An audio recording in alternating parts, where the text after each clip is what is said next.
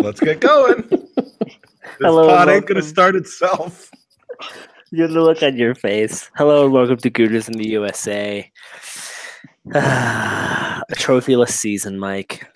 Yeah, it's sad, but you know, some of our best and silliest podcasts have come in the darkest Arsenal moments. So after the sucker punches and the loss, so it's a Gooners in USA therapy session today. It is, and today we are joined by two guests. We're happy to have back Schwinn from the Clock End Talk. I think he's on a sabbatical. He is on video. And so welcome back. Thank you, Schwinn. Hola, ¿cómo está? You got your host voice on today. What are you doing? And I told you I was going to do a golfer's voice for the rest of the season. And then our next guest kind of came about because today we had kind of a Twitter battle. And I'll just preface by saying that I called out Moley because he all of a sudden decided that he wanted an out for Allegri not signing with Arsenal, even though he said it was done. Which it may be. Who knows? It may be. To which he responded. So I said, hey, you should come on the pod. And Jack was like, hey, man, I'll come on because I think he was somehow looped into this conversation. So we've got Jack, a.k.a. The Plug. Thank you for being here, man. Nah, anytime. I mean, look, I'm gonna when there's either a dispute online or just to voice my opinion over Arsenal or whatever. Like, I'm more than happy to get involved with podcasts and it's an honor. Hey, you know, anyone that breaks their duck with our podcast is we're a fan of. So, now, Jack, you have instantly now become our third youngest guest on the pod of all time. We've done about 85. Yeah, third youngest. We got my son Jake, who's 15, and then Tom Canton. So, other than that, who Tom Canton's 17. So he runs the Gooner Talk, and he is way mature. That sort of stuff. No, I don't watch much YouTube. I don't listen to many podcasts. Like, I do when I've got time. So, like, I'm not familiar with people who run other stuff. I obviously mainly watch you guys, Clock and Talk, and Berkham Wonderland when Gimli was there. You know, that's a good start. Someday Tom will make his way into media. You know, although he's got a face made for talk sport too. So I think you might have seen that. But anyway, without a camera. Unfortunately, it's on camera now. Jack, it's Friday night. How come you're not observing the Shabbos? Because it's 10:25 here, and I'm not that religious at all. Jack's last name, by the way, is Plugsteinowitz. You may not realize that, but just found that out earlier today. So, welcome to the pod, Jack. I appreciate you. We couldn't get the technical aspect work to get your beautiful face on the screen, but I mean. To be fair, can I disclaim? I'm not hiding anything. My laptop basically died on me the other day. It was making these weird noises. Oh no! I just got this laptop, so just to tell all the viewers here, I just don't know how the hell to get this thing working. So I can vouch for the 20 minutes that we spent trying to get the webcam to work. And if you want to see Jack's face, you can see him pretty much regularly on Arsenal Fan TV after the game. So unlike others who do hide their face and they hide their personality. People who will remain nameless. We respect the fact that Jack was willing to come on the pod and would have shown his face if his webcam hadn't been broken by his face. It's the same. I mean, the actual face thing, I wouldn't say isn't that much of an argument. It's more just. I mean, I think what you guys are trying to say is, you mean like on the actual podcast rather than showing one's face. Yeah, there we go. Yeah. So let's jump into Madrid, boys. Because I do want to cover it. We did have a different agenda for today, but let's jump into Madrid just for 15, 20 minutes, and we'll talk about the shit show that was that. Game starts, probably our strongest 11. Argument could be made that Mickey should have been in for Jack or possibly Welbeck. Mike, do you reckon his recent injury or lack of playing was why we didn't start him? I mean, that's what I would think. Yeah, I mean it's got to be because I don't think Wenger has more confidence in Jack than Mkhitaryan just as a player at this point. When I saw the lineup come out, before the lineup came out, I pretty much tweeted out a 10 field player. I had no idea whether he was going to go with Czech or Spina. I assumed Spina, but I was like this lineup kind of picks itself, and I had Mkhitaryan in there over Jack. But when you think about it, he's been out for however long it was, 5, 6, 7 weeks with an MCL. He played the Wenger 70 minutes on Sunday. and even took a couple of knocks on his legs. So the reality of the situation is maybe he didn't have more than 30 or 60 minutes in him for this game. You got to remember that in this game, the game was either going to be 90 or 120 minutes. We really didn't have any firm way of knowing that. And so I decided to give him the benefit of the doubt. You don't want him going out there and putting in a shit performance because he's hurt. If he gets re-injured, you could say, we needed to leave it all out on the table. We had nothing to lose in this game, so be it. But if he gets beat or can't track back the way he normally would, or whatever the case may be, because of his limitations, and that's fine. That being said, when he came on, he looked like the spark that we needed for a bit, and he put one of the best shots of the game. Yeah. Even though it wasn't a shot on goal. So it's easy to look back on it now and say, it would have been really nice for him to play the first 70 minutes instead of the last 20, 25. But well, let's talk about someone that did have limitations. Yeah. And Schwinn, I'll jump over to you on this one. So Koscielny got injured. It looked painful, and it must have been bad when Mr. Dogshit himself, Costa, threw his hands up yelling that the ref needed to stop play. I didn't notice this, Schwinn, but someone made a comment on Twitter which made me go back and take a look. There was a play before he went down where he was tracking back and he looked like he was moving quite stiffly. Mike has always said, hey, Koscielny should be a one-game-a-week player at this point of his career. Do you think that's right? I mean, it seems like he's pushing himself a little too much. Do you think he should be done as a constant starter for this squad? Because that injury is going to leave him out for quite a long time. Absolutely. Yeah, absolutely. I don't think there is any doubt. I mean, he's been getting injections on his Achilles. And the fact that we have rotated him all this time, I think speaks to that fact. Otherwise, Arsene would have stuck with him. I did miss what happened in the build-up. I was at the stadium, so I didn't have any Twitter feed on me. I was paying attention to what was happening in front of me. But coming back to what incident happened, the fact that it was no contact, really tells you all you need to know. Yeah, I mean, So I think as you guys talked about, I think it's more to do with the fact that it's no contact and he's going to be out for a long, long time. Yeah, and it's too bad because that's a World Cup year as well. I mean, is it not the least surprising injury, like major injury you've ever seen? I mean, because Orla's you could almost see coming, but with him, I mean, we've known for some time that the dude needs treatment on his Achilles. I mean, that's not a minor area of your body that that gets better over time. That it wasn't getting any better, needed treatment on it. We've seen him repeatedly just have poor performances when he plays 2 games in a week. So this is his 3rd game in 11 days, even with the day off against Manchester United. And it just seems so inevitable that it was going to eventually happen. I feel gutted for the guy. Yeah, I mean, it sucks. He won't be back. Just quickly, I don't think I necessarily agree with the fact that there was no improvement, because there was. Schwinn. We lost him. There's no improvement in Schwinn's internet.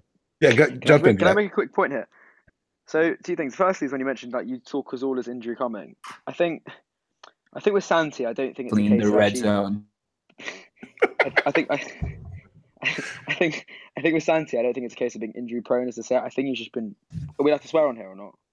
Yeah, absolutely. I think he's been bloody unlucky because he. That's the one that you were going to use. You asked about first. I don't like to swear online. Hence why I don't know FTV for my future when people look back in a minute. There you go. In regards to with Santi, I think it's fair to say that he's just been unlucky because he had his injury, which fair enough wasn't a great injury to get. It wasn't a short term one at all. But I mean, it seemed at the time. But I think with Santi, you can't label him as injury prone. I think it's more the fact that is everyone still there? Yeah. Oh yeah. If you like frozen and swimmers, so it comes across that having a skin graft and having I've lost the name at the top of my head, gangrene is something which you can't predict, and it was all due to a failed operation. And I think you can't really say that was his injuries to say. On Laurent Koscielny's aspect, he has been having those injections, and to have such a prone Achilles and play him as consistently as he have been. Not only is laughable, but I think it's actually cost us this season a lot, because I was reviewing a lot of our past games and our defensive performances, and I'm quite tempted to say this, but it's only an opinion, but that's that if Mustafi might not be as bad as we all think, and it could be because Koscielny's still relied upon as how he used to play, he's not as fast and he's not as willing to go into tackles because of his Achilles, doesn't want to risk hurting himself, which makes Mustafi do the job of two centre-backs rather than of one. And I think if you saw, he was a lot more, he solidified himself when Chambers came on the pitch.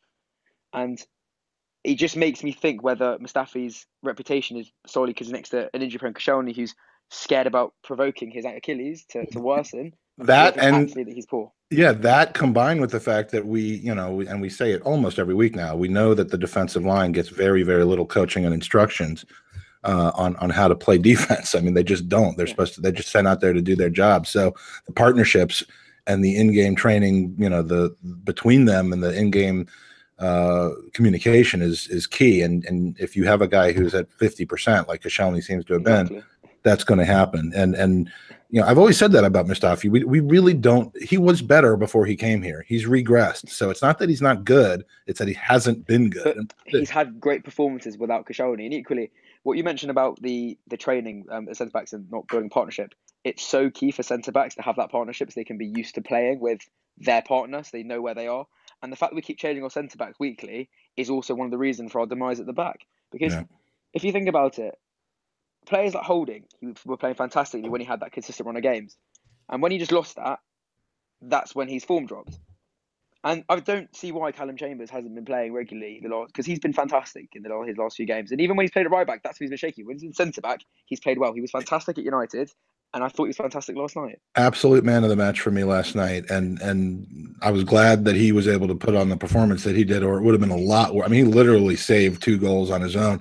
Which one of our back four didn't? Actually, 2 of them didn't have such a great game yesterday, Andy. Yeah, well, we were going to go to that. Mike, I know your thoughts here on Hector Bellerin, so I'm going to go to our other groups of folk. But Bellerin was found embarrassingly exposed. I mean, Griezmann plays a low ball from our midway in our half to Costa, runs clear past the sleeping Bellerin, lifts the ball over Ospina. Quickly to comment myself, when that play unfolded, Bellerin was marking 2 men he didn't know he was marking. He had 2 people on his in his blind spot. He never checked his shoulder, and Costa saw the play unfold and had probably a 15-yard gap on him. It's defending 101 that you check your shoulder 2 or 3 times, probably a minute, just to make sure no one's making that run on you. And it's absolutely piss poor defending. And so, I'll go to Jack here first, and then Schwinn if you want to jump in. But my 2 questions for you are, first, is Bellerin good enough? We've seen him play very well, but this season we've seen consistent poor performance. He has been struggling with injury. Does he just need some time off? I don't know. The second question is, why have we not signed someone to compete with Bellerin? Every other position, we've got someone who pushes someone else. Bellerin just seems to walk into that role. You could argue Ainsley can go into that position. What is in your throat right now? Dude, I have a sinus infection. You know that. Fuck off. I'm sorry, I just couldn't let that go any longer. Like, as the frog got bigger and bigger. Dude, I told you. It sounds like there's that classic American kid shows the nerd's voice. I'm like he's whispering because he's at work. He's got a growing frog in his throat. I'm gonna mute now so I can hack up a lung, you bastard. Sorry, we don't let shit like that flow on this podcast. You're not gonna get away with it. Yeah, well, we shouldn't let your beard flow, you fucking pedophile. I took the pictures of my kids down. All right, so don't. All right. Yeah, Jack, what do you think about that Bellerin situation? What do you think about the Bellerin situation? I mean, just before we even get to that, I'd like to say that his actual defensive work wasn't even the worst thing about him yesterday.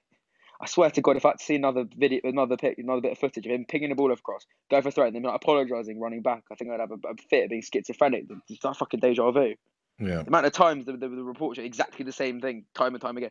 Look, Hector, we know is capable. We know when he's in form, he's one of the best right backs in the world, and that's undisputed. He had some very consistent seasons for us in past. And I think that with this season, I think it's been one of 2 issues. I think the first one is that it's that lack of competition. you get so complacent when you don't have anyone up your arse. And I think in terms of Hector here, even when we had Debuchy was never real competition to him because that pace. And what Hector's very good at is sprinting back when there's obviously a one-on-one, as we saw that with Swansea, and then that I think Swansea when he sprinted back, caught up with whoever the striker was at the time, and whacked his bollocks into the post and was on the floor. It was quite a funny video to watch. I'm not going to lie, but we know he's capable, but I think he's one of those. If you watch fullbacks, if you watch the youth games, for example. The way they're evolving the players is that the fullbacks are a pace rather than like the old style Lee Dixon or like even Sanyas to an extent where they're quite hard hitting. They can play at the back just much and go forward. It's now very much of the attacking style of play because it looks like we're trying to interpret a sort of Italian way where the wing backs are more like slightly more like wingers but do track back, and it's more based on 3 solid centre backs that are big enough and strong enough to do the job. Jack, is football his focus though? I mean. As a player, we know he can be good, but I mean, I think the bigger issue is that it's not his fashion. Look, Bellerin, I actually bump into quite a lot. Funnily enough, he because I live in the training grounds, and he is very on with his fashion, but equally a lot of that comes because of how he's been trying to improve his game, like his veganism. He doesn't eat meat to try and increase his athleticism. And to be fair to Hector, and it's the same issue I've also seen with players like Iwobi. And I'm not slagging off our support because I absolutely love our fans to bits. But our away fans are so savage to some of these players. Even if they do something right, that it will demoralise them. I remember at West Ham away seeing Iwobi. No one was shooting. That's why we didn't score. No one had the balls to shoot outside the box. Iwobi took a shot from outside the box and I'd say not narrowly, but it just missed the post. Everyone's effing and blinding, going, you're rubbish or this and that. And when they're actually trying to do something, to shoot them down like that isn't ideal. And I think, but due to the hostility that's derived from the club and the issues, the fans have been quite quick to jump a gun and abuse a player. Like that song about Xhaka, I thought was absolutely disgusting. The one they were singing in Madrid. Yeah. No, especially when Xhaka's, I think, has been good since it's about Brighton. I think it's really picking up personally. Yeah. That just shows a general malcontent of people singing it. Yeah. And our fans are very quick, and it's the weak mentality some of the players have where they're more self-conscious on what the fans think, and I think that is why we've seen a decrease in Bellerin's performances as a whole, really. Totally. Now, Mike, we go to halftime. We need 1 goal to stay in the tie. You think at the moment... Not even to stay in the tie, to basically push the tie. If we score 1 goal, then the tie is basically in our favour. Yeah, it didn't really feel like that, though. Yeah, I was going to say, do you think that at that moment it was going to happen, that we could attain that goal? No. And you know, I thought at the beginning of the game that we had every possibility of doing it. And then you see in the first 45 minutes what we're coming out there with and the kind of, you know, the lack of creativity and I mean, by 45 minutes, I mean, look, we had just given up the goal. So it was a sucker punch. If we gone in 0-0, I would have had every reason to think, you know, hey, we can nick one at the end. But when that goal went in and knowing that we really had absolutely nothing up our sleeves, I didn't feel so confident about it. And, you know, so I started distracting myself by taking pictures of the 4 cunts at the pub. That's what we call ourselves. We haven't been together for a while. So, yeah, no, I didn't feel like it was coming. Didn't feel like it was coming. I can vouch for that. No, not at all. So second half, ultimately we could break it down, but for the most part, 45 minutes was just piss poor. I mean, the amount of times Ramsey and Welbeck ran into 2 or 3 Madrid players trying to make something happen, no movement up front from La Gazette. We couldn't close down their players to win back position, even in the dying minutes. We had 1 shot on goal that challenged Oblak. We didn't deserve to win this match. Schwinn, did the manager get this wrong, or is it more on the players? Because you look at this team, you got to think that as a professional player, when things aren't going right, you can step up and make a difference. It shouldn't be all on the manager, because a lot of blame was being passed to Arsene, but you got 11 professionals on the pitch being paid a lot of money. What's going on there? It has to be a hybrid. You know, these players have the experience to tailor their play when it's required. And if you keep running into a wall, then you got to try something else. I think for the first half of the second half, you can put that on the players for not trying something new and, you know, maybe switching around. We saw in the first half, for example, Ozil and Welbeck switch flanks. I don't think they switched flanks at all for the second half at any given point.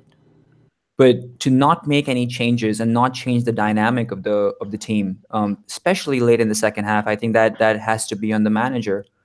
Take a defender off. It's the dying embers of the game. Try and get something out of it. Throw a body up top.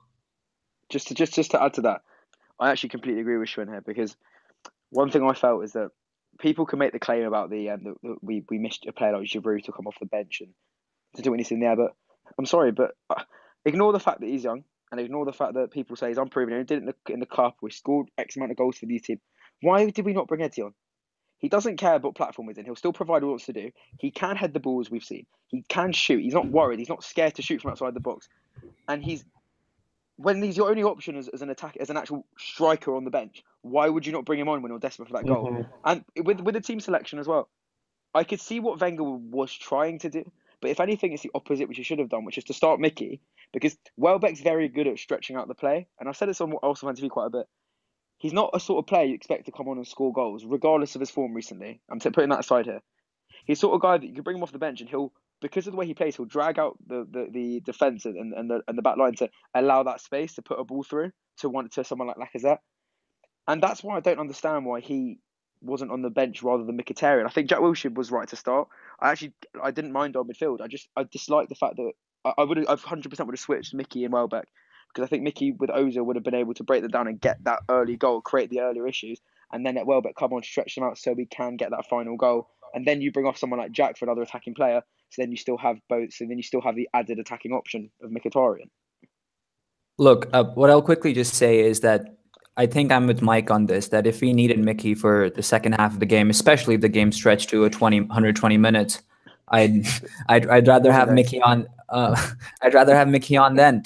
I don't think Welbeck starting was the problem necessarily. I think we didn't change anything. We didn't threaten in any different way. And Jack, to your point about Eddie, I think people, don't understand and I'm not trying to take a dig at you, but just to come on against Norwich and score 2 goals when you have a supporting striker in the form of Giroud on is a whole different ballgame than to come on at the Metropolitano. But it's different, Finn. It's different because he was our only attacking option on the bench. You've got to remember that. Well, Iwobi was there.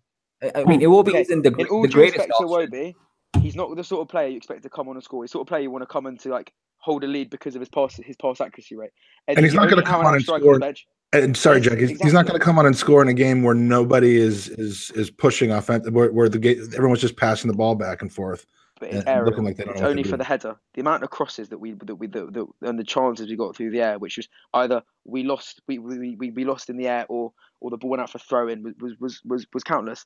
And I obviously understand where you're coming from with Eddie here, but if he's our only option, and we've seen that he's got a strong header, regardless it was against Norwich, he was our only option.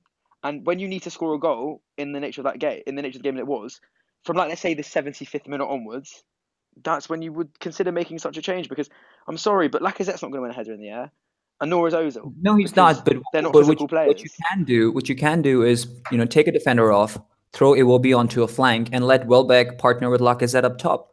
Welbeck has the physicality to do that. I'm not arguing that definitely our bench needs an overhaul. There's not enough quality on there. We haven't replaced a lot of players who would have come on if we had Walcott on the bench. Walcott would chip the ball into the keeper's hands on a 1-on-1 in the last minute and dick us all over like he always does. There's a bigger point to that. If we had a Walcott on the bench, if we had a Giroud on the bench, you bet your ass we would have seen them. But the fact that... Go on. No, I'm saying I agree with you about the point with Giroud. I think that it's who's echoing in the back. It's an awkward one because the deal needed to get done in that way, and we needed to take Aubameyang when we could, regardless of the fact that he couldn't play in the Europa. But it's just the lack of options we've had. And one thing we've always seen with Arsenal as well is that we only ever put balls in the box when Giroud wasn't on the pitch, and then when he was on the pitch, we wouldn't. We never actually played to our striker's strength. We always actually played to what the strength is with the other striker, and it doesn't gel in that retrospect. But it's just the fact that, yes, Bellerin and Monreal couldn't cross the ball yesterday, and as I said, everything went for a throw-in. But then equally, if you had someone Eddie who's a bit sharper, who's got a point to prove, that urge, that oomph, like we saw with the youngsters playing at United, it just might have made a difference to get that goal to then push us forward. And adding to that, I don't understand why they wouldn't just ping a ball across the floor and hope someone will poke it in the back of the net. It just doesn't make sense. You've got to be blind to not realise the crosses aren't working. try something different. It's just the same thing. Cut in, cross. The team doesn't have a direction. I mean, there's this non-accountability. I mean, the team gets up for a game. Like I've seen them. I mean, sometimes like nobody's business. They did it in the FA Cup final last year. We saw them do it against Milan this year, a couple other times perhaps this year, and then that's it. And that goes back a lot further than most of the players in our squad go back. Yeah. And the way it's like a random chemical reaction where there's importance to the game and everybody's in tune with each other and they decide to just pick up their level. And then you start to see space created. You start to see flair. You start to see really, attacking, exciting offense. In this game, there's just none of that. There's just the connectors weren't connected. And I don't know whether bringing on Nketiah would have changed that, whether starting Mkhitaryan instead of Jack would have changed any of that. It almost seemed like we were doomed from the start with this. And that's where I look at Wenger for. Yeah, and so there was no plan B. I mean, when we brought Mkhitaryan on, it's not like plan A today. No, but the plan B with bringing Mkhitaryan on is you think, okay, an attacking player to make a change or do something. We didn't change our formation. We just kind of added him in, and you can't in the bench we had. Yeah, no, it was poor. It was absolutely poor. I've got it in front of me here. Mkhitaryan, Iwobi, Chambers, Maitland-Niles, Kolasinac, Cech, and Nketiah. Yeah. If you want a game changer, you bring in Maitland-Niles. You bring in Mainsley, and he'll put him up top. I would have started him. Hey, credit where credit's due for Chambers. He came on, and I thought he played really well. It can't be easy in a semifinal, cold, running onto the pitch and having to deal with Acosta and Griezmann front line. So he did really well for himself, and hopefully the next manager saw that. So, Schwinn, you were in Madrid. Our good friends Lee Judges and Tony Fain were in Madrid. After the match, there was some police violence. There's a video circulating where an Arsenal supporter is literally just walking and a cop hits him over the head with a baton. Looked like it was completely unprovoked. Lee and Tony were right close to it. Lee Judges is a really good friend of ours, and I take his word as gospel that Lee's one of the nicest, most real, legitimate people you'll ever meet. He would never. Yeah. He's actually the definition of a gentleman. Yeah. No, and if he says it happened. But did you see anything happening outside of the stadium? No, I didn't. I wasn't seated with the away fans, so I got to leave earlier, and I didn't know what was going on there. I did see a clip later on. Were you in the clock end section? The clock end podcast section? No, I mean, I'm actually glad I didn't get to sit with the away fans just because of that fucking net. I don't like having a net in front of me that's blocking my view. But it just happened European away-ends. I know, right? But I just happened to get tickets that were on the other side of the stadium. But there has to be some action taken for this. It was not provoked. It's not the first time this has happened either. It's Chelsea it's true, but you don't expect it in Spain though. If it's an Eastern European country, perhaps. Well, maybe Jack has had a different experience in Spain. I haven't so far. I've been a few times. Not even me personally. I mean, it happened to Chelsea at Atleti, and again when they went to Barcelona. I mean, Spanish police don't tolerate for much. I go just on holidays to Spain a lot, and the police there, if they think something's up or they don't like the idea of something, they will put themselves forward. Like it's nothing different. Like, I went on a lads' holiday last summer to Magaluf, and obviously it's got its reputation in that, but still the police would just run into a group even if there was nothing going on. If they felt there was a little bit of hostility, they get their batons out and they start hurting people. It just doesn't get shown in the same light that American police do in a lot of respects, because they do treat foreigners like animals, and it's disgusting. And didn't see it in Italy, didn't see it in Athens even. I mean, they were protecting us in Athens from especially don't forget we went to Moscow a few weeks before this. So let's walk away from this for a little bit and let's talk about what's next. We know we're moving on from Arsene, but should we move on from some of these players? So guys, what I'm going to do is I'm going to do a quick round table. I want you to give me 3 players you think we should sell this summer and a quick reason why. I don't want to hear about who you think we should bring in because, we can all guess who we're going to bring in, but who do you think should leave this squad just based off of past couple seasons and not being good enough? So, Jack, we'll start with you, then we'll go to Mike, then we'll go to Sean. So, to start with, the whole picture changes now because of not qualifying for the Champions League. we will now need to sell one player that will bring in money. Likely, unfortunately, one of Bellerin or Ramsey is a realistic reason, but just simply because the money they bring in. Ramsey is hesitant on his contract to an extent, and because the money he's asking for, the club might be interested to cash in because we could probably get around 40 to 50 million for him. Same goes, and then with Hector again, obviously his contract's longer, but he again could bring in that sort of money, which is what we need to give us the budget that we want overall. But if I'm talking about 3 players in the squad that I'd get rid of, I'd say Petr Cech. I would say. Can we sell him though? Yeah, I think he's got 1 year left, but I'm not. It was the end of his contract. I'm not sure because there was talk. Wenger said he could play for years, and I'm not sure if that came on the back of a. I'm trying to remember Hector's. I just don't know if that's going to generate that much revenue. Is what I'm. So are you talking on a revenue basis? So well, no, just who you would sell. Revenue? Yeah, no, who you would sell? Who you don't think is good enough to get into this club, play for this team? Excuse me. I'd get rid of Koscielny, simply just because that you can't have a centre back who isn't as quick on his feet and isn't the same Koscielny that we've seen and loved for years. That's the defensive one. In midfield, I would get rid of. I would have said Xhaka up until about 3-4 months ago, but I wouldn't anymore. I'd probably say Ramsey for financial reasons. I think, and this is going to be controversial, I love Aaron Ramsey. I look at him as a club legend, but with Aaron, he does get injured every 6 or 7 games, and then it's touch and go whether he comes back in the same form he left in. And with the money that we need and the money we could get for a player, it would be very upsetting to see him leave. But on a personal note, he is probably one I would shift out simply because of that. And I also just don't think he's worth Ozil type wages, if I've got to be honest with you. The other one, look, Welbeck's good at stretching out play, and he does get that extra option. But I'm sorry, but his goal scoring record alone just shows why we can get all better options than him as a backup striker. All right, great, Schwinn.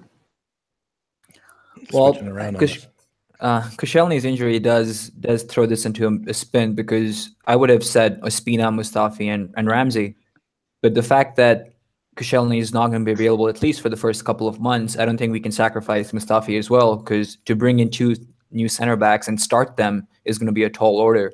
Remember, we've got Chambers, Mavropanos, and Holding. We Mavropanos will be promoted properly next season. We do, but I don't know if I want to see a defense of, let's say, Mavropanos and Manolas start. It's not going to instill a lot of confidence in me, if I'm honest. I would rather see Manolas, for example, and Mustafi start, just because you've been there, you've been in the fabric of the game and the team.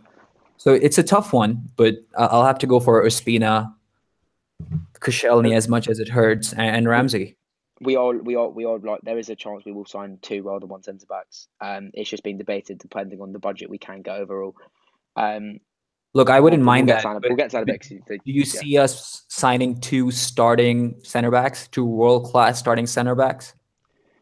Depends on who the manager is who comes in. You might not think right? they're world-class. I mean, look, obviously we haven't identified the exact specific players yet, and obviously it's not as key as that. We have identified a list that we want. But either way, if you're looking on a complete general spectrum away from pinpoint names here, for example, we've got Sven, and Sven has been proven, even with a limited budget, to sign players who he can chuck in straight away and can do a shift and do it very well. And that's just looking at our scout as a whole before we even look at players' names. And the people we're looking at and the way we're looking at doing our deals is very much. I say we could get 2 as well. There is a chance we could sign two world-class centre backs. The only reason I'm saying a chance is because it all depends on our budget, which has completely been thrown out the window now. I mean, that 70 million thing was a load of bollocks as it is, but it's just we've now got to sell, and it's who we sell, and it's how we do. We were looking at a lot of players who were coming to the end of a contract or had a release clause or could do a swap or whatnot, and just we've lost a lot of money by not getting the Champions League TV deal money, and that's why we would need to shift out a bigger name. But it's just how much we get for him is what depends on what we bring in. I'm selling Ospina. We obviously need a new keeper, and Cech at this point, I think we get so little for. I mean, we're talking about selling Ospina. It's not going to be for much either, but we could sell Szczesny for 10 bloody million quid. Frankly, if we, well, there's no going back on that. Frankly, if we have to sell one of Ospina and Cech, I would keep Cech around as a backup. I don't think we get a happy meal for Cech based on Szczesny money. Right. So, I would sell. I don't think I'm of the camp that Mustafi can return to form if he has the right center back partner and the right coach and the amount of coaching. I'd have to see what his market value is at this point, because if we're only going to get 10 or 15 back for him, having spent 30 on him, then you almost just say let's make him into see if we can make him into a better player and really. save the 10 million. But wages. Yeah, the but wage budget's the one, especially with the fair play regulations. It's just slightly harsher in terms of wages because that's where previous budget. That's where £225 million a year are going. And the third is Bellerin. And I mean, look, I was just 18 months ago, not even 18 months ago, I was calling the guy a £70 million player, one of the best right backs, world class. I mean, he was at the time. And since then, a combination of injury, distraction, horrible haircuts, and the fact that I don't think football is his first focus at this point. And I don't think that it's just about the coaching with him. I think it's about, just everything about him strikes me the wrong way right now. And if you really if we can send him to Europe and get 40 or 50 million pounds or whatever's being talked about, that we can add to whatever budget we have, I think at this point, it's time to make the break. I mean, any guy he was the chief hugger yesterday on the team. I don't know if he was. Yeah, what happened there? If he was Bailey from the WWE it's just the worst or what? Thing to watch.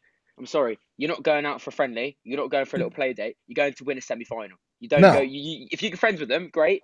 After the game, before the game, when you walk on the pitch, you're enemies. I don't care if you're childhood friends or if you're his bloody stepbrother.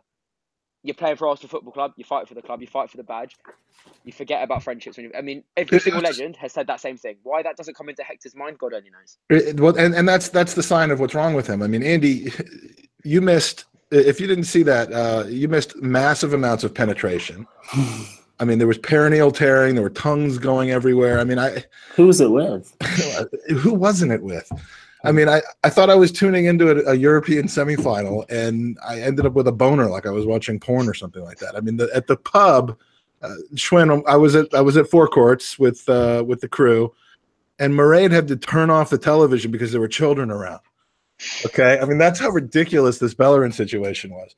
Yeah, watch El Clasico on Sunday.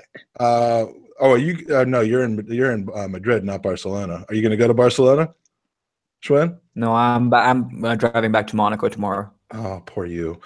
Well, watch that game and tell me whether those players are all sucking each other's dicks before the game and at halftime and stuff. I mean, and with them, pardon me. Messi and Ronaldo go for the pre-match in the closet. Well, look, I don't care what they do in the closet. That's fine, and I don't care what they do. It was more like a sarcastic sort of. Yeah, but I mean, most of those players are actually going to be joining up and sharing the same dressing room in the next 4 weeks later and playing for their country together, and they're not going to be French kissing each other and giving each other the shocker and all that stuff. I mean, those guys hate each other on the day, and that is how it needs to be. And so this Bellerin, the fashion advice, the man bun, the 50 million pounds that I think we would be just fortunate enough to be able to get from a Juve or somebody like that. I mean, that's not for me. That's not. Do you know what the difference is though with that?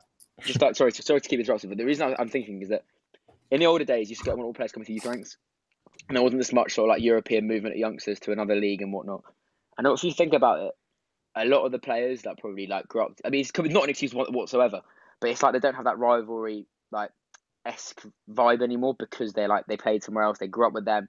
They're more fans of whether they played in the youth ranks than they are of the team they're at now, and it's more of that retrospect rather than they're not fans of Arsenal dying for Arsenal to play for Arsenal to do anything on the pitch for Arsenal. Yeah, that makes sense. No, it all makes sense. 89's a prime example with George Graham's the youngsters he put into that squad. That completely mirrors the point in a way if you think about it. Yeah, but they need to learn from dicks like Sergio Ramos and Pepe, who's not Spanish, but. They need to learn from those guys about how to be competitors, and the reason I hate them is because I would have hated to go against them. And we've got a bunch of nice guys on this team, and Bellerin's the chief nice guy, and it's enough for me. Anyway, let's move on from that. My three would be Ospina, I'm going to go Iwobi and probably Welbeck. And the reason why, and Welbeck is kind of 50-50 for me.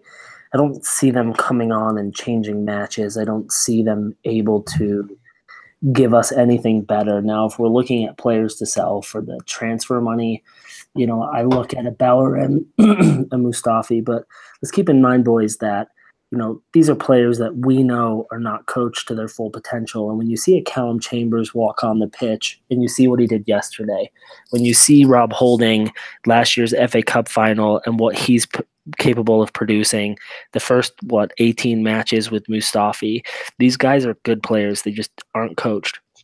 So it's going to be quite different to see what happens when we bring in that coaching in the back. Now, Jack, lots of chatter today on Twitter calling you in the know, and I thank you for stepping up and joining us. I just want to firstly say, I don't like the term ITK. I don't intentionally ever say I'm ITK. I don't believe in it. I just think it's a bit. So tell us. I just don't like the term as a whole, if I've got to be honest. But and I don't think anyone does. We wanted to get Moley on because he hides behind a picture and he hides behind a name where you are open. Everyone knows your first name. You go on AFTV. So just tell us a little bit about yourself, kind of why you've been given that moniker of In the Know, and then tell us a little bit about kind of what you've heard and who you reckon the next manager will be, kind of at the end of your little background story. And I know you have some questions for us as well, and some comments about our little spat. And ask away. And like we said to Mully, when people come on this pod, Schwinn's been on before, he listens. We don't try and do anything except for laugh and have a good time. And so, there's no name calling. There's going to be no arguments. Let's just have a chat.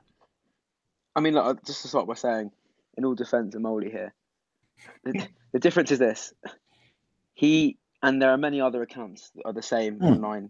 But absolutely, I could name them. There's a very fair reason why they do hide, that they don't show themselves, and you can't actually dispute why they hide behind a camera and a fake thing, and that's simply because they can't. There's some people who they can't reveal themselves because it could get people into trouble, and you have to respect that. I think from just what I'm saying for the general picture of Twitter, which obviously I haven't been on a while, but then I'm not the newest to it because I've been around for about 6 months now. I get the impression a lot of people on Twitter are they're anonymous for a reason. I think it's more the fact that our fan base is hostile, whether they go to games or not. There is a lot of violence that does go on, and it is sad to see. And I think it's more for their own well-being and whatnot. But the things with me, and this is why I do to an extent different, is going to the point about my story. Do you have your point? Because you can see I'm slightly hesitating there.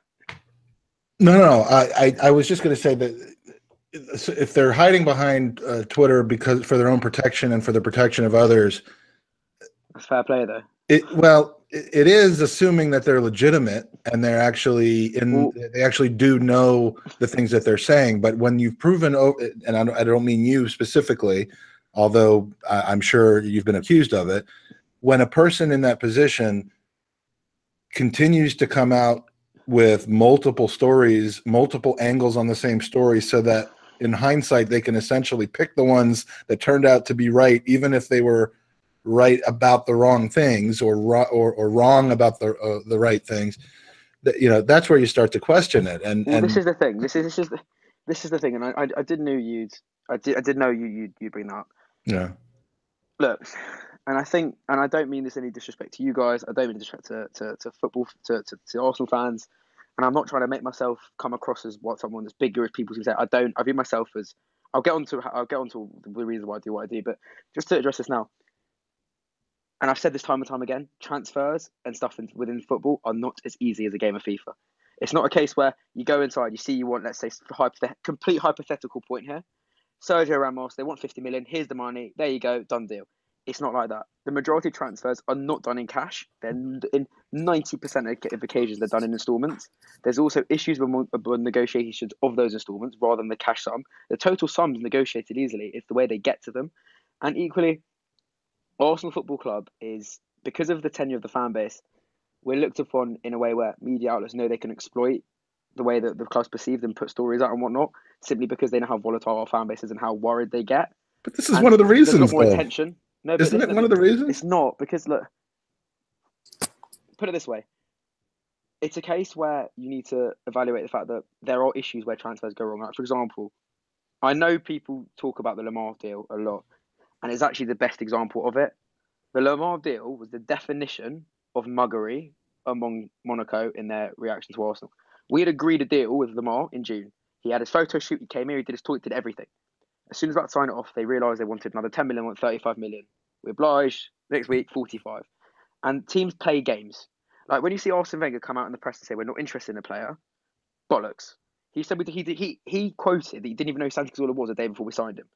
That alone epitomises how everything in transfers is a game. It's like a game of poker, but it's equally that mixed with, let's say, a James Bond movie. Everyone is out to get each other and to get the best possible deal, and will leak stories, whether legitimate or not, through other mouthpieces to get a point across to enhance the deal. I.e., for example, that Turkish centre-back, Soyuncu or whatnot, there is no genuine background that says that he's coming to Arsenal, apart from his youth manager said that Arsenal asked us for his youth records. You always ask for youth records for a player who's young, not that proven, and to find out their background when you're scouting a player. But suddenly the media jump on that, and suddenly he's coming to Arsenal 100%. It's like with the Liverpool assistant manager. People put two and two together because of Sven and because of obviously he was Klopp and Bavac. When actually his dad's not well and he's gone to I mean, this is public knowledge. He's gone to look after him. And equally, why would you leave a club who's on the brink of a Champions League final? Like, even if you're leaving in the season, you still fight simply for that title as well alone. And everything gets blown into proportion where everyone thinks it's just this easy thing where you can chuck money somewhere, or it's just as easy as saying, thank you very much, you're coming here, when it's not like that. The deals are so complex due to so many legal matters as well that there are a lot of obstacles that do come out of transfers and that. And I think on that retrospect, it's quite hard to say that it's like their cover-up story when these issues do unfold. And in a lot of cases, they actually have been proven to have happened as well, when obviously issues are allowed to be spoken about and not signed to a confidentiality agreement. Like so I think the problem with Moley here is, he's given us multiple stories, and I'm going to tread lightly because I know that I think him and Schwinn are friends, but let's go to Mahrez. He told us 3 separate sources that Mahrez was signed, the deal was done, all this stuff. To be fair to him, but hold on, let me finish. Fair to him, I did see. Okay, I live literally around the corner from training grounds, and when on deadline day, I do like to go to training ground because it's quite cool to just watch who goes in. And back then, I was like, was it 2 seasons ago? I was 16, 15 before I did anything on Twitter or anything, and it's just quite nice to go and see who comes in and out. And Mahrez's agent did go into our training ground. Like, it's not. There was definitely, and I saw it. There was a lot of activity between his agent. Right, but that's different. That's different than saying I've spoken to people who have told me that this deal is done. Seeing as that's reporting on things that are happening live and speculating on them based on what you're seeing. That's not. I've been told on this 10 o'clock phone call that I had with a source that this has happened, which is... Here's the other thing, right? If you spend time, if you go back into Moley's Twitter life and you go to... Why have you gone that far back?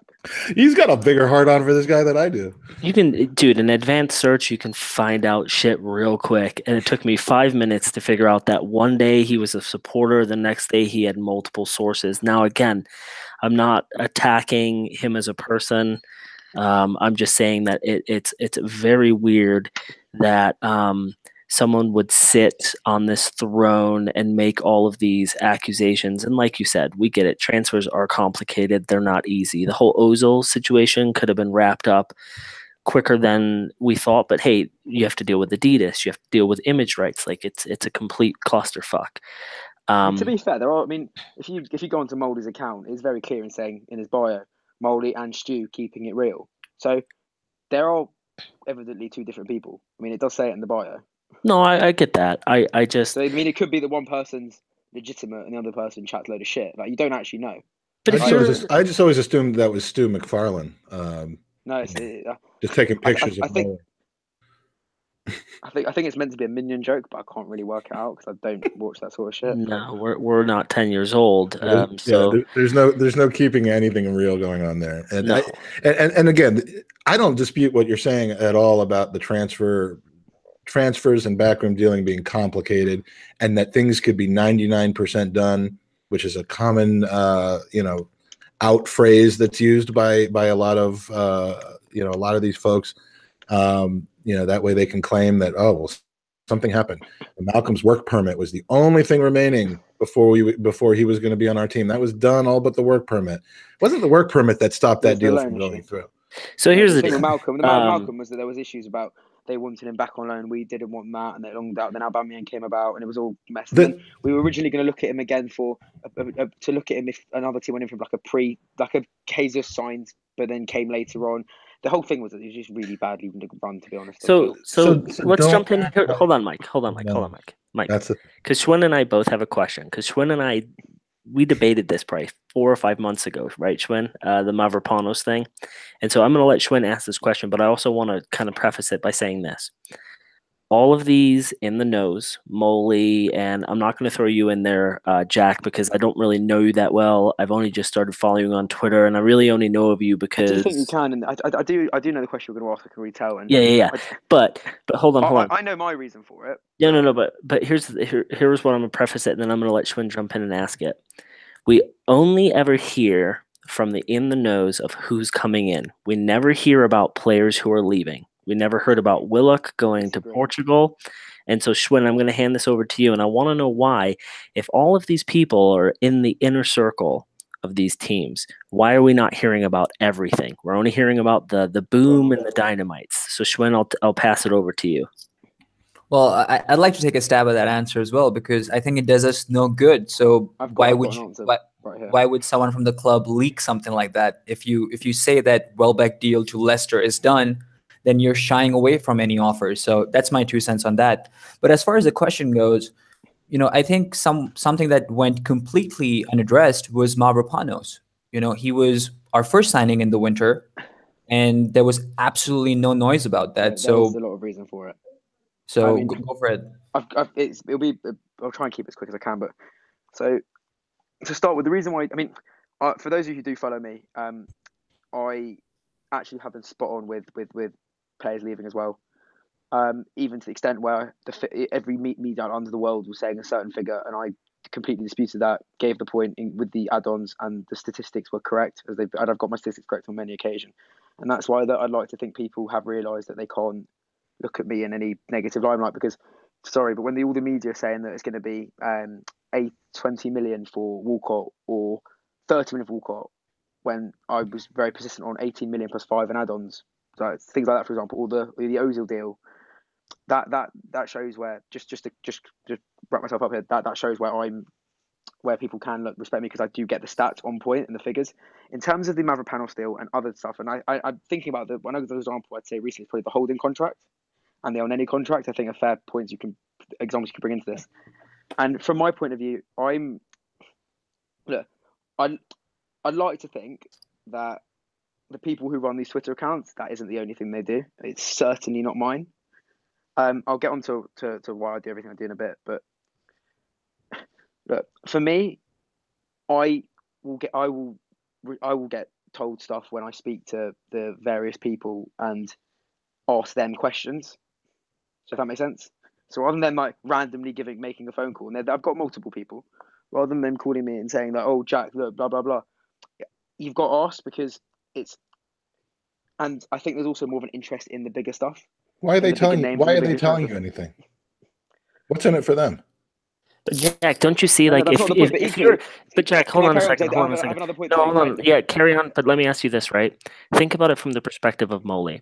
He gets called out on every tweet, probably by 100 different people, that he's a fraud, he's a fake. If he came in and released, it's annoying. And you as well. 98 of those people are Andy. If you come in and you drop that knowledge, the smallest shit, right? You drop that knowledge, no one questions. You drop 3 or 4 of those. Hey, Holding signs a new contract tomorrow. Boom, he signs a new contract. Yeah, I do see where I'm from. I mean, look. You see what I'm saying? As I said, I don't know him well at all. I don't know who he speaks. I don't know anything like that. But I mean, all I can say is I can only answer based on my own experiences. And for me, I've got so much going on in terms of my education and getting my A levels to go off to uni that I've got to be honest with you. If I'm going to speak to someone, I'm not going to ask them I'm going to ask them about, for example, I was focusing solely on the manager for a while because I'm sorry, but I don't do this from any perspective, but as an Arsenal fan, and I kind of, as a fan, I want to know what's going on in terms of the biggest thing. And I do fall victim to that. But at the same time, with the smaller stuff as well, like Mavropanos, he was actually heavily scouted at Dortmund. So when Sven came over, the scouting report was done and all that was done. He literally just said, I want him as my first signing. And because of the nature of the league he came from, the club he came from, and the financials that aren't existent really in the Greek league, that is a very easy deal to get across the line and one that can go very much under the radar. Because a lot of cases with clubs as well, and Sven, you mentioned the whole the hypothetical point of Welbeck and Leicester, for example. To be fair in that situation, by saying this deal is done, that if there is other interest and a club knows that, they will get one of their many mouthpieces. They will feed off information that like they're in talks, but they tweak it in a way where they're not doing anything wrong, but they're tweaking it to one of their mouthpieces, i.e., like a journalist or like a media outlet, like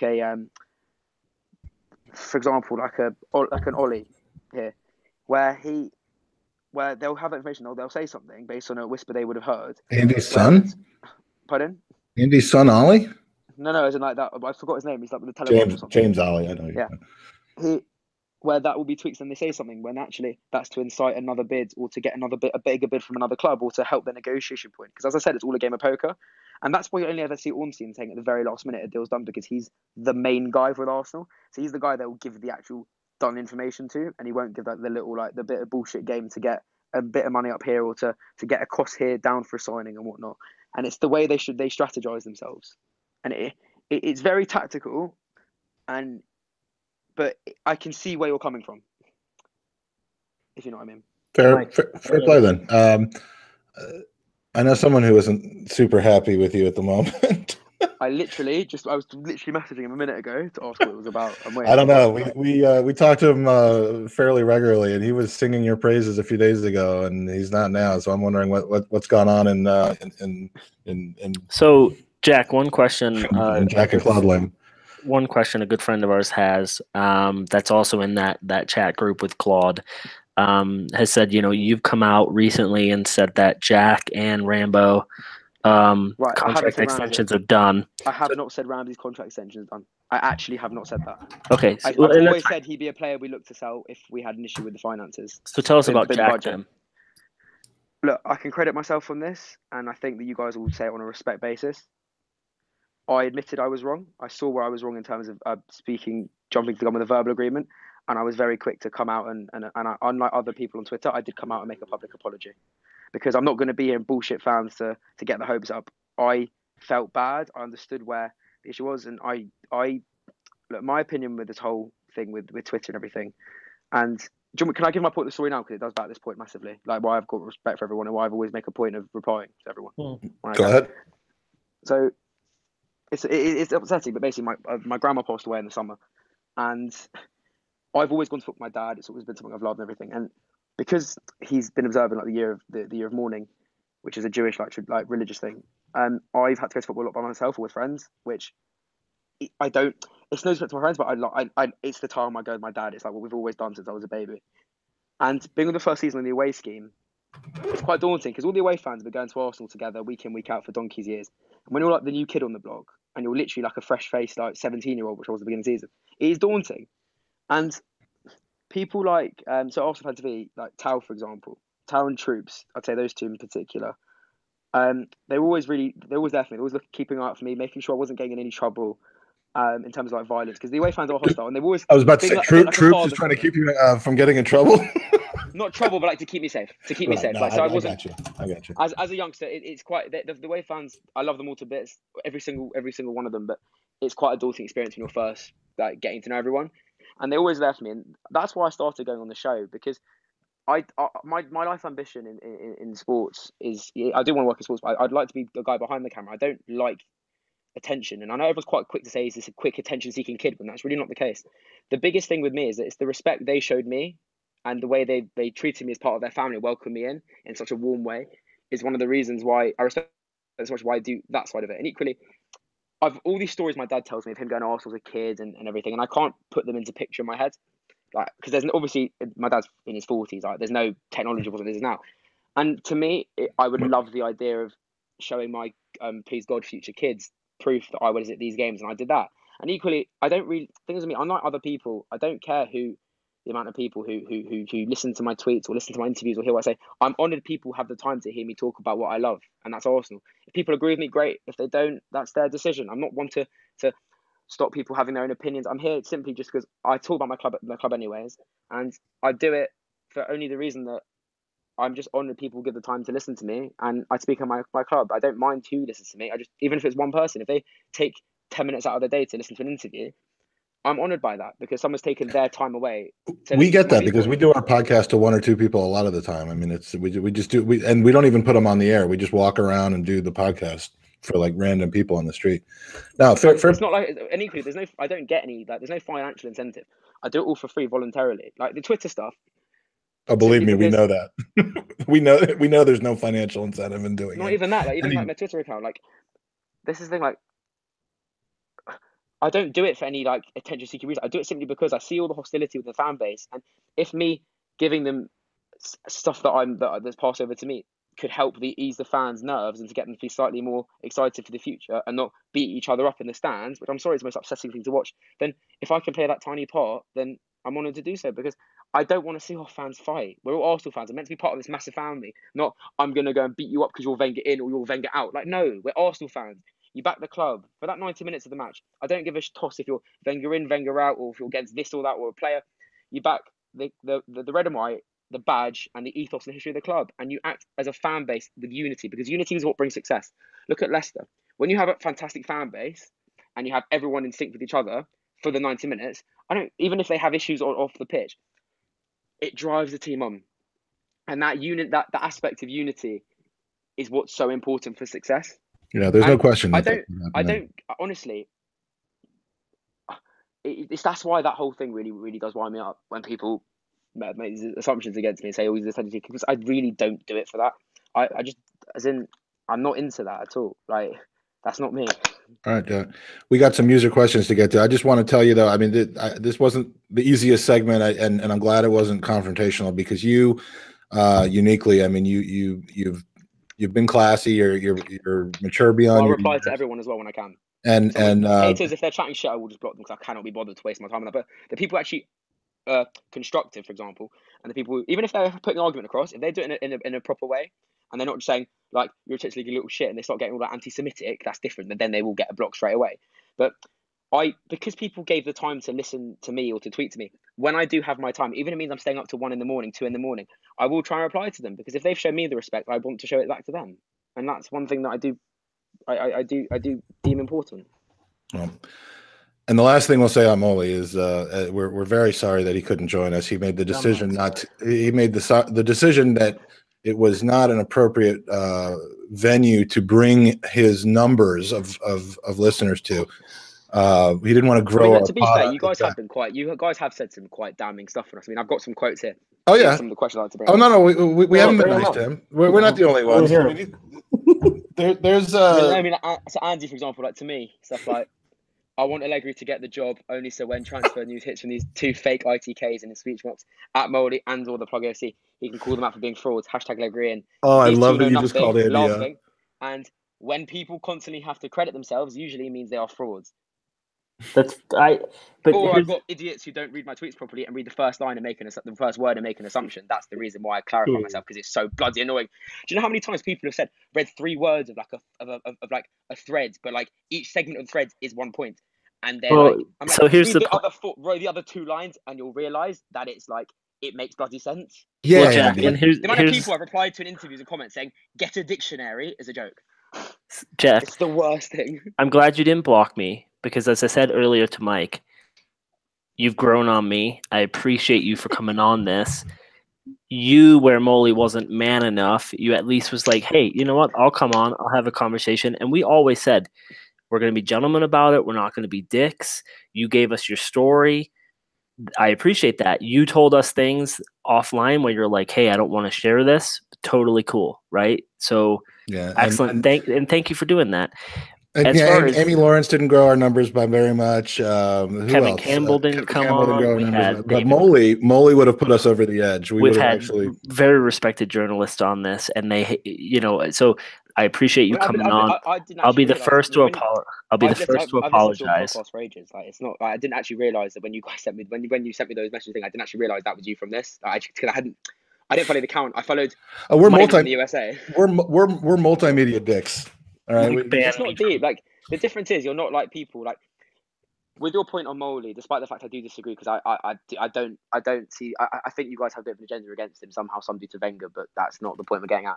I think that a lot of the haters online will genuinely just hide behind a screen, and that's the worst thing about them. Like, I know a case where these 5 accounts right now, we'll rephrase, they're a bit more than 5. They're running, and I know this for a fact because I've seen the group chat. A in brackets, fake ITK account, where they are literally half of them will back me and their account and hate on Moley, and half of them will hate on me, back Moley and their other made account, and they literally press copy and paste to our tweets. And this is the most frustrating thing. And they're like decently big accounts, but they've baited themselves out in so many ways that I genuinely know who they are, who the accounts are. I know their contact numbers, and I've got my information on them, and they know I do. So are you saying there are troll ITK accounts that make fun of people who are ITKs? They don't make fun. They do it to try and get their own attention, but they do press copy and paste on our. I can't believe that you went back and looked me up, Jack. No, I think back. I looked you both up before this. I wasn't sure the way it was going to go, so I was like, I'm just gonna have a little bit of like stuff on my notes next to me. Oh, absolutely. But like as I've said, through the text messages, I hadn't seen your guys' stuff before. I wanted to check there wasn't any like. I needed to do my research, but that's fair enough. Like, I had reason to do so. Like, I was coming onto something where I was literally. I mean, obviously, I've no Schwinn from Clock In Talk, but look, we're 3v1 in a way. We're an open book. You could can give us all colonoscopies as far as we're concerned. To be fair, like when the way you guys thought, it just seems like it's like a mix between like the old stereotypical British schoolboy banter with Arsenal and sport and incorporating 2 of them. And there's nothing wrong in that. Like, I can see where you have a humorous approach to me. I do, like with everything. I see where you may cross the line a bit with Moley and how you can interpret things and where Twitter arguments come off. But the thing is with Twitter arguments also, and this is one thing that I personally do a lot. If I'm in an argument with Twitter, I'll take it to the DMs because it's much more respectful. In my opinion, I'd rather do it there than in public, just because I wouldn't want to say anything against someone on that sort of domain. Absolutely. All right, but I also do think you guys need to respect him a bit more though, because his track record in the last 6-7 months has been legit, and I do know that he, as you guys have hinted and stuff, I actually don't doubt his authenticity one bit. I actually do believe, and I'm not one to be naive at all. I don't jump to conclusions. I look at all perspectives from outside the box. But I would like to say I do think Moley is legit, and I do think that you guys should give him another go, and just respect the fact you give him one more, give him a try, because he's. I don't want to give anybody a try. That's my own personal decision. I get that other people want to give people a try. I just think the only thing sadder than somebody who I suspect of not actually being a legitimate person who has things that they know is the people who follow these people hook, line, and sinker and truly look at them as a more reputable news source than the actual news sources. No, the reputable news source thing, I'm sorry. There is no reputable news source. Here's the other thing. I categorically think the media are either given false information to staff and to make stuff like a bit more, to try and get a better deal for the club. And I'm not propping them up as being any more reputable. The money they get from clicks, the amount of stuff that has come out from these outlets by our next manager makes me laugh. Absolutely. I'm not saying you should listen to Sky Sports and what they report more than you listen to. We've got more managers than we do at start next season. Absolutely. But just before we get to user questions, because we could round about this, and I know Schwinn's probably just sitting here like, really what the fuck? It really annoys me. Here's the thing. And everyone loves the media. We have friends who except for the ones that come on the podcast. What we've learned through this pod is we've met people who know people, and there's people that we've met who say, hey, this is happening at the club, and then a few weeks later it happens. And this individual that we know that we're going to keep their name without is pretty much 100% accurate all the time. They don't feel like they need to go online and share it with people. They just do it with friends. We have one rule in our group. What's said in the group stays in the group. And I will say his accuracy, and Mike will probably echo this, is typically on point. there are people out there who I think are online. He's a douche, but he's right a lot. There are people who are online who want followers. They want the acclaim. That's where I feel like Molly falls in that category. Jack, I know you now as a person. If he would have come on the pod, my viewpoint of him would have probably been completely different. He didn't want to. That's fine. You came on, you manned up. We had a great conversation. But the difference is also there are people who, as I said, I don't know any reason, but there might be a reason why he chooses to be anonymous, and that is something you guys do need to take into consideration and respect. But in consideration, as you said to us, imagine if it was Wenger. But you had said to us, hey man, I need certain stuff to say, and we were like, that's fine. Just come on and we'll have a chat. So, Mike, let's go to user questions. Well, let me throw it to Schwinn real quick before that, because he's been the odd man out in this bickering back and forth, and I just want to let him have the final word here. Oh yeah, sure. What I'll just quickly say is that since I work in a sensitive field, and arguably football is also a sensitive field, just because of how things can go wrong, and as Jack pointed out too, I think whether you want to call someone an ITK or someone with sources, whatever you want to label them. Right, whatever your, whatever floats your boat. I think there needs to be a little bit more patience with these folks, because things go wrong. And I've seen that firsthand, obviously not in football, but somewhere else. And if there's anything that is complicated as transfers, it's the reporting of transfers and how things go around it. So again, I tip my hat to Jack as well for coming on here and on other platforms and talking about it, because I think that helps clear things up, and I think that helps give people perspective. The only thing that the thing is with that is that, for example, I'm more than happy to talk about transfers, as you guys know, and I'm more than happy to discuss that on the public domains. But for example, I just wish that people wouldn't just look at me for transfers and watch me more for my actual analysis for football. Like, for example, when I got an FT after a game, I understand if there's reason to talk about transfers, it's fair enough, but I'd much rather, for example, talk about the game. But Plug, as an example, we're not talking about that, are we? We spoke about the analytical part, and now we're basically talking about your sources and all that. So that's why I brought this up, and I don't mean to disrespect your views on football, but I know what you mean to talk. Some people comment like, "I don't give a shit about your views on the game. We want a plug day." It's like, no. I don't want to keep regurgitating the same information daily. I'll give information when I've got something substantial that I can put a nice thread. It's all new information, or there's no updates. I can't bother to tweet the same thing daily. Like, it just gets boring, and then I get slated for doing that as well.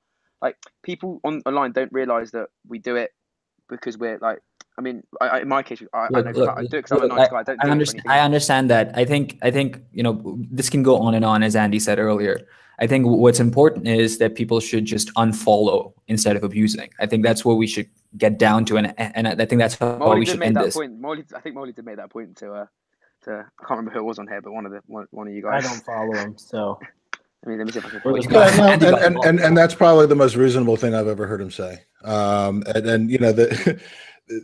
We will move on to user questions, but if it was just reporting on what you know, if you in fact know something on transfers, and acknowledging, as most of these accounts do, that things can change very quickly, the braggadocio about having gotten things right and being the first, and I called this and this, I'm the number one ITK.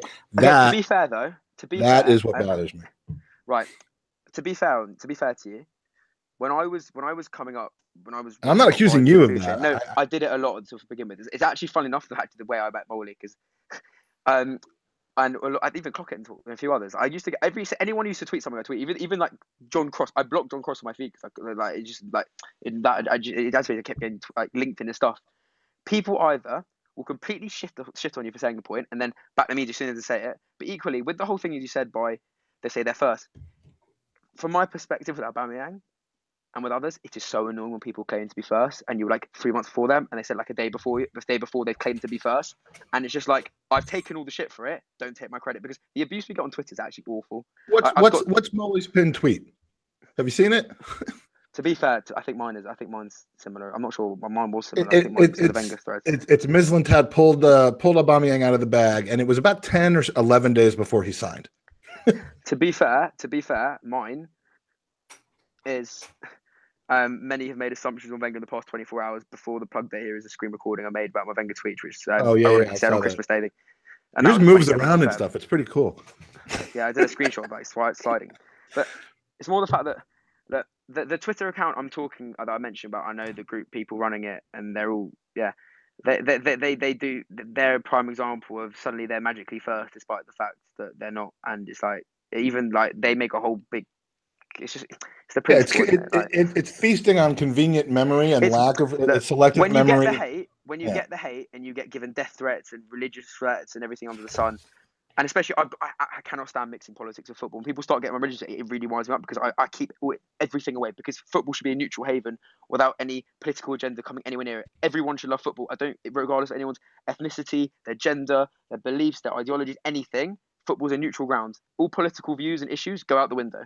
But the constant threats I've had like even like Nazi-esque threats against me because I'm Jewish. I've had everything under the sun, you name it. And when I've taken all that hate. And then my points, and then everything I'm saying is right with the correct statistics, as they always are. So you get someone else claiming they've got it right, is like, I've taken the shit, you're not taking my credit because of the stuff I've had to go through to prove everyone, if that makes sense.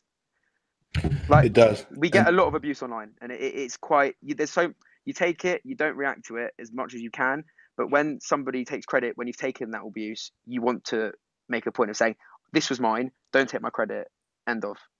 Okay, end of. That's well put. User questions. We got a bunch, and I know we have not as much time with the lovely Andy left as we thought we would. Quickly, Jack, from Lee Judges, the aforementioned Lee Judges, how did you get the name The Plug? So my Twitter account was actually just my Twitter account originally was just my personal account, and I just thought we gave away a bit too much private stuff, so I kind of just wiped everything on there, the name, and started again. The plug, it was more the fact that like it's quite a British slang term for like someone who provides, if that makes sense. Like, right. And if you think about if my followers are the phone, I'll be their electricity to like charge them, if that makes sense. And I kind of just thought that it's a way that my name isn't necessarily, because my name was literally like my name and the first initial of my last name, and like it was just all a bit too personal. And so it doesn't come from anything. I thought the Plug FC was a way that I could like kind of nip it in there. Like people, it's not like I'm hiding myself, but it's a way that I could be a bit more discreet. You know how Judge got the nickname Judge? Was it to do with there was an argument on AFTV about I reckon 2 or 3 years ago? No, it's because his last name is Judges. That's what. Oh, of course it is. That's a very good point. I'm thinking because I watched the show earlier. Do you know why my name is Gooner Andy? Your first name's Gooner, your last name's Andy. Perfect. God, that reminds me of what we found out that Lee Gunner's last name. To be fair, it's 11:40 at night, and that kind of sums it up here. It's like it's late. You guys are like middle of the day, more or less, still evening-ish. Swin, I have a question for you. How many tacos have you eaten since you've been in Spain? Tacos. Not a whole lot. I've been here for less than 24 hours at this point. How many enjoy pictures of Lallana more than Ty enjoys pictures of Arsene Wenger? Oh God, that's a conversation for a different time, isn't it? What are you doing with the picture? That's disgusting. I just ran into him. What's disgusting about it? He's a bloody good bloke. No, the fact that you said you're using the pictures with your tacos for something we'll talk about at a different time. You're too young to talk about that kind of shit. All right. We have a question we got to get this in from Sri the Gooner. First of all, I'm not going to mention anything about sitting on the fence because we'll lose. And I didn't even think about this today. But what's your view on Leipzig for next season? Oh God, don't even go down that road. I honestly didn't even think about that today. Don't go down that road with him right now. I got to get out of here. Okay. Well, then I'll save my soliloquy about the fan base being divided. He asked, the last 3 or 4 years divided our fan base permanently. We've kind of talked about that a little bit, but Schwinn, what do you think? Let's go into this. Andy, if you got to drop off, I'll take it from here, but stick around as long as you can. That's what she said. That's what no one ever said to you. Schwinn, have the last 3 or 4 years divided our fan base permanently? I don't think so. I think we were all yearning for change in one way or the other, and at the end of the day, with a water bottle and matching headphones. Yeah, but at the end of the day, I think come next season, first game, I think there's going to be a lot of positivity. and there's going to be a lot of hope. There was hope yesterday as well for everything that's wrong with us at this moment. Do you know what? So I think it's a little too stretched to go that far out. I to an extent agree here, but equally, I think the biggest divide was that everyone wanted Wenger to leave, but for different reasons. There were obviously the really extreme Wenger outs, but then there were people like me who wanted him to go out of respect, but only simply just because if you need to succeed in life and in business, you need to modernise. And tactically, he wasn't able to modernise that push that teams like City were, or Chelsea, in terms of just their tactics, the way they changed formation on the pitch and stuff. Like, the biggest divide, I think, just the way people interpreted Wenger to leave. I think the fan base were quite set on Arsene needing to go. It was just the manner to do it, which I think the divide was. And I think that's why that the fan base will be back to normal soon, because I wish I had the optimism that you guys do. I wish I had. Equally, we have to give any new manager a chance. We've got to give them time to adjust, and that is crucial. We can't start getting his back after one defeat if we lose the first game, hypothetically.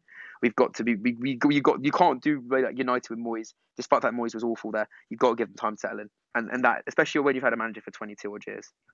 We haven't even seen the level of divide yet that we're going to be seeing next season, because there will be difficult. Well, so says you. I would like to believe you on that. To be fair, my personal manager I bring in is actually a legend, and I want Vieira if I got to be honest on a personal basis, but that's their complete personal choice, just because I respect how he's done it for New York, and I also love to see him look after half-forward players who need a good kick.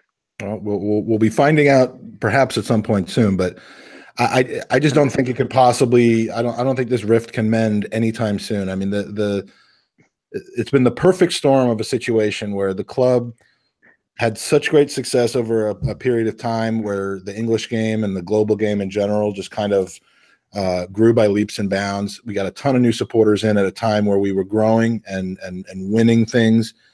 We got a lot of. If you're not going to support the club in the bad, then support them in the good. Yeah, but I mean, I'm telling you how we got to where we are. I think in this situation, I mean, we had between 1996 and 2006 a ton of new support, and 2016, I mean, ton of new supporters mixed in with older and longer term supporters, followed by a stark contrast of winning all these things, followed by never being good enough to win those things. Do you know what? Do you know what it was? And this is quite a perspective on it, and I'll sum it up as quick as I can, because I know in a bit of a rush. But the biggest issue and the biggest debate is this Gazeta statement that we'll be competing with the Bayern Munich in 10 years and all that.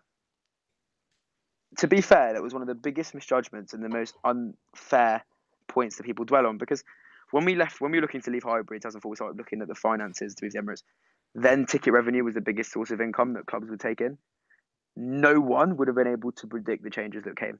And it was the payoff period where they literally became one of the least important factors, and sponsorships to the foreign investors to the TV deals fluctuate to such an extent, which caused everything to such a rapid rate of inflation. And that's what stopped us winning stuff for so many years, because the budget we had was so minimal. And that's why I personally think Wenger's biggest achievement was the consecutive Champions Leagues, because of the money we were able to generate through that to build ourselves back to where we financially were, and we're only just really getting back to now. Yeah, but in doing that, it's again, this is unlike any other situation with any other club. And we're not talking about, and I'm speaking a little bit out of my depth here, but we're not talking about a West Ham or a team in a period of time in the 30s, 40s, 50s, 60s where you're going to have your rises and falls, but it's not as highly publicized. It's not when the game is growing, it leaps and bounds. Different. No, and you can't say it's a fool, because think about the players we had. I'm sorry, the lineups was Shamak. How we finished in the top four, I will never know. Like Andre Santos, we've had some shocking players. Yeah, we're not. We still be able to get good out of them. Jack, we're not debating Wenger here. We're talking about the fan divide. And the thing is, with that kind of success followed by that kind of regression, with one man in charge the entire time, with the fan base growing, sprinkling in all the new fans from FIFA, from US having better television access, from the rest of the world having better television access.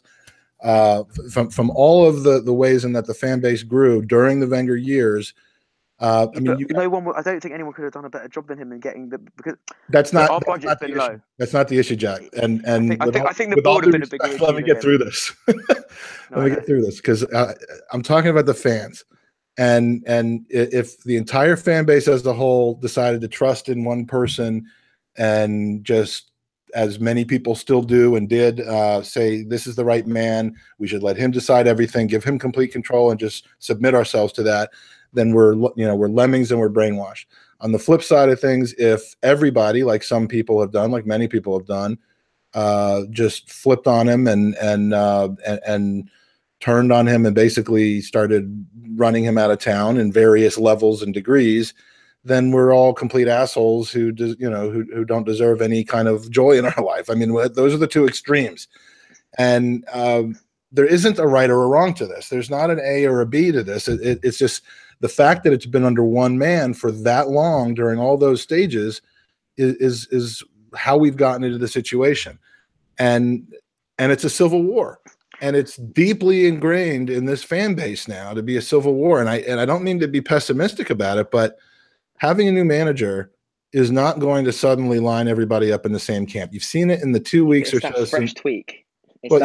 It should, but the problem is you have people who are so into finding blame for the fact that Wenger is now leaving. No, true. And mourning his leaving, that they are going to seek out any opportunity they can to taunt people and accuse them of having ulterior motives and being attention seeking, and B, you're going to have as soon as there is any discord or unhappiness with the team. I mean, it would be perfect to think that 6 billion people, or 6 million, or however many Arsenal supporters there are all going to just be patient for 3 years, as we all should be, and give them I agree. Time. I mean, it's not going to happen. And to be fair, I'm just going to very, very as quick as I can back this, and it'll be quick. If you look at Russian history, like the end of like the Tsar, how the discontent was there, and the way he offered like quick fixes to try and like nip in the issues, such as like the manifestos and whatnot, offering like a Duma to try and give a point of a sort of democratic system where it just really wasn't, but it was there for like kind of a show.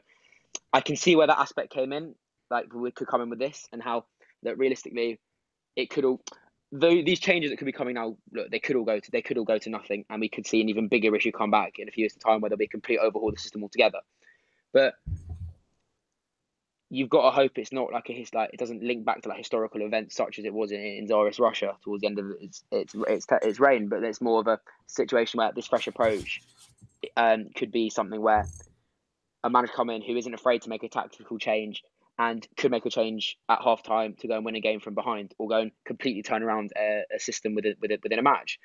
And that's, I think, what the fan base are reaching out for.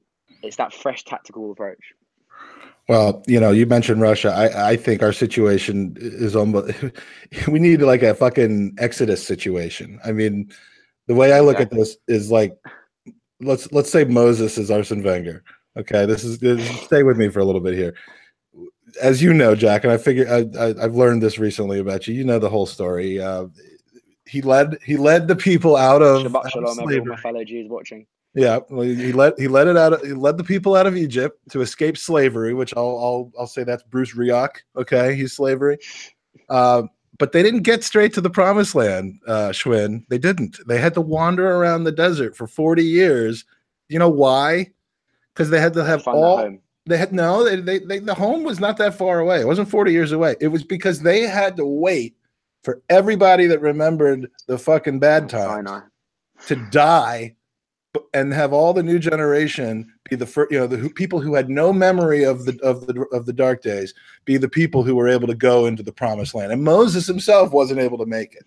So unless you're Mo Salah making our defense like this. Well, look, it's a straight goal. If we had Mo Salah, I would say, look, I'll go back to Egypt and do whatever you want me to do. No, I'm saying it's the split. It wouldn't be a 40-year wait. He's Moses getting through the split seam, meaning our defense, and he just because we're so weak at the back. Gotcha. But I mean, I almost think that with our fan base, that's kind of what we need. Like I don't think the Civil War is going to be over until everybody that follows the team now just dies, including us, and then we can have our children take over. No. 82 years? I don't know. It could happen sooner than that. For me, it's probably going to happen before the next podcast. But I just I don't see the rift going anywhere anytime soon, and I hope to be proven wrong on that. We have a number of other user questions, but I'm going to save them for our next podcast so that we can wrap this up, because I know we've been going for a while. Before we do, I just want to mention one thing. Voting closes on actually this is actually obsolete now. Voting closes on Sunday. Jack, I don't know if you know this, but we are in the running for my mate's in the running for another one, Thogden. He's I think one of the other best fan accounts. I think I'm not sure which genre he is, but as long as he's not in the podcast category, he's not a podcast. He's I think he's under football blogger or young football blogger or something. He's the Bolton guy. Big up Thogden as well. He's doing very well. Well, look, we're making a push to win this thing. It would be kind of absurd and outlandish if we do, but there's an easy way to vote for us. If you haven't voted for us on Twitter yet, you can just go to the website votegooners.us or www.votegooners.us. Either one will work, and it'll compose a tweet for you already. Just hit send, and that's all you got to do. Otherwise, you can go to footballbloggingawards.co.uk, and you can vote online for all the categories. But we'd love a vote from you. We'd love for you to share it with anybody that you can. And I'm just speaking to you, the listener. But Jack, look, if you want to help us out, feel free. Molly, hey, we need your numbers, obviously. So, and can I just clarify this now? Yeah. In the best football video content, can we choose not let the bloody Spurs lot win? No, we don't want that. Expressions is a nice guy, but I've heard otherwise. He's a B-Tech troops. Yeah, you can't let him win. Yeah, I've heard about this guy. But I think Theo's in the best young football blogger or vlogger. That's Theo Ogden. I'd give him a vote if I can. And also football influencer. I've got to give a shout out to Arsenal Fan TV. Yeah, well, they've certainly influenced people, whether you like it or not. They are an influencer. So, and there's a lot of different categories. Ours we're up against another very good Arsenal podcast with some people on it that we really like.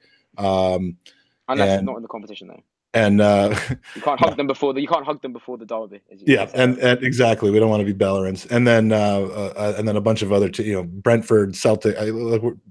Don't let these people win. It needs to be ours. We need to win something. It's our one chance at silverware as a club is for us to win this award. So please tell everybody, vote, and force me to go over to England on short notice to pick up an award and drink every beer at the Tollington. So that's about it. Schwinn, thank you for joining us. Sorry we strayed away from you at times. I know it's late where you are in Madrid. But it's always nice to have you on the pod, whether you're within a few hours of Leipzig or not. Always a pleasure. Thanks for having me. At the pub, man. You got to come back. The pub's falling apart without you. Yeah, I know. I'm just having way too much fun right now. I'll make it across the pond at some point. I could be in Arlington, Virginia with Mike, or I could be driving home from Madrid to Monaco tomorrow. It's a tough decision. And Jack, again, we've said it before. We'll say it again. Anybody that comes on the podcast deserves some respect from us, and I hope that you feel that we gave that to you. Although not necessarily. Back to you guys as well for allowing me to come on as well, because a lot of people would be scared, not scared, but would be nervous to let someone else have an alterring viewpoint and quite like a bit of a totalitarian way where they don't abolish all sense of hey, other podcasts. One of my favorite podcasts that we did, and it wasn't just because Andy wasn't on it. It was with Miguel Delaney after the whole Tweetgate thing about Mesut Ozil's tea sipping tweet, and that was one that was always going to be confrontational from the beginning, but it was I enjoyed doing it. So look, it's not all about dick jokes, although it's mostly about dick jokes with me, and it's not all about deep diving in Arsenal's tactics. It's sometimes just about talking to new people about new things and getting viewpoints on it. So that's the way to do it. Look, it's always good to have variation, not to have the same stuff every week. And if in the future, if you guys have invited me on, I'd be more than happy to. If there was something you ever wanted me to do with you guys, because I really respect the fact you guys allowed me to come on and likewise, when you get the name of the new manager and it hasn't been released yet, I'm assuming you're gonna break that on our podcast. All right, gents, thank you very much. Have a good week, and come on, you Gooners.